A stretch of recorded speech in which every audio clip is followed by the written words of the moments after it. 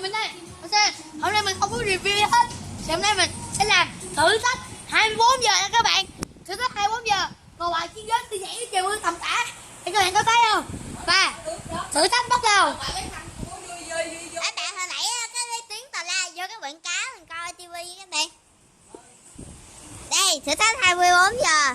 Ui, trời mưa to luôn á. Đi ra đi beo đi. Ui, Cẩn thận coi chừng té. ôi trời ơi. Ôi ơi các bạn ơi. Vui quá. Sợ sẽ đánh quá. Em mở ra coi. Sợ sẽ đánh quá. Mình sợ làm rớt cái điện thoại nên mình chỉ đứng ra đây mình quay thôi. Ủa sao bây giờ nó mờ mờ ấy. À chắc là do trời mưa ấy các bạn. Ơi. Mờ mờ sao các bạn để mình làm. Các bạn có ai bao giờ bị xét đánh chưa? Không biết. Các bạn đây. Trời mưa là các bạn. Ui. Xét đã đánh. Trời ơi là nó đánh. Anh nè. Đến 24 giờ có gì khó khăn quá không? Nhiều phút rồi. Mới có 1 phút 20 mấy giây à.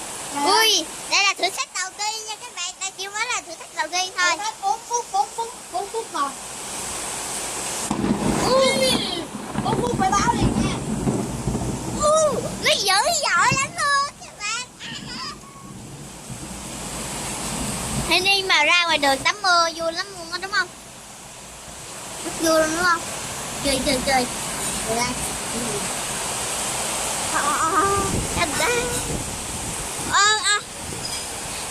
Bạn nào coi video này á Nhớ like nha.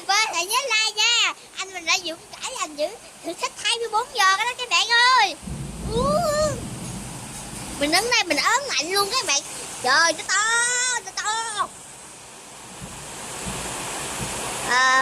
Bây giờ 2 phút mà 20 mấy 21 giây à. Ui ghê quá. Nói chị đi, chị xếp thế nào khi ngồi ngoài mưa thế này? Mình sợ rất là bị xét đánh chứ bạn. Ghê quá. Mình mới sống 10 năm mà mình bị sống tiếp chứ các bạn.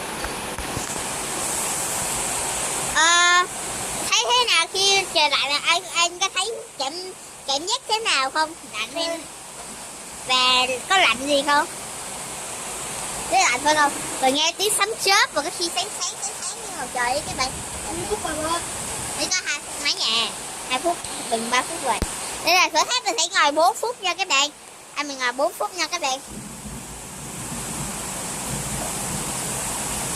Mà chắc mình nghĩ lát nữa sẽ là video thử thách gì? Thử thách gì? Thách. Ta cười ơi. Sẽ là một. Các bạn ơi, Thunderbolt ghé thăm. Trên này có bao nhiêu phút rồi? Với cái bật máy à. Trời ghê quá các bạn ơi. Coi giờ coi. Nè bật máy nè. Sắp được rồi. Ôi, hồi nãy mưa to. Lạnh nữa mấy. 3 phút 50 giây chưa? 50, 52 rồi. 54, 55.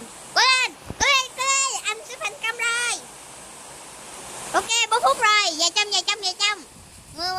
Mưa tạt. Trời ơi, đóng cửa lại các bạn. Đúng rồi các bạn. Và người đã hoàn thành thử thách rồi các bạn. Thử thách đầu tiên nha các bạn. Thử thách đầu tiên của mình. Và nếu các bạn thích thì mình một like, đăng ký, một chia sẻ. Cái gì vậy làm thêm nữa nha. Bye bye các bạn. Các bạn từ các bạn nha.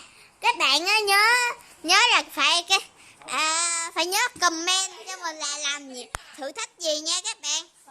Đây là thử thách mình nghĩ đầu tiên nha. Bye bye. Cười lên. Gì đây?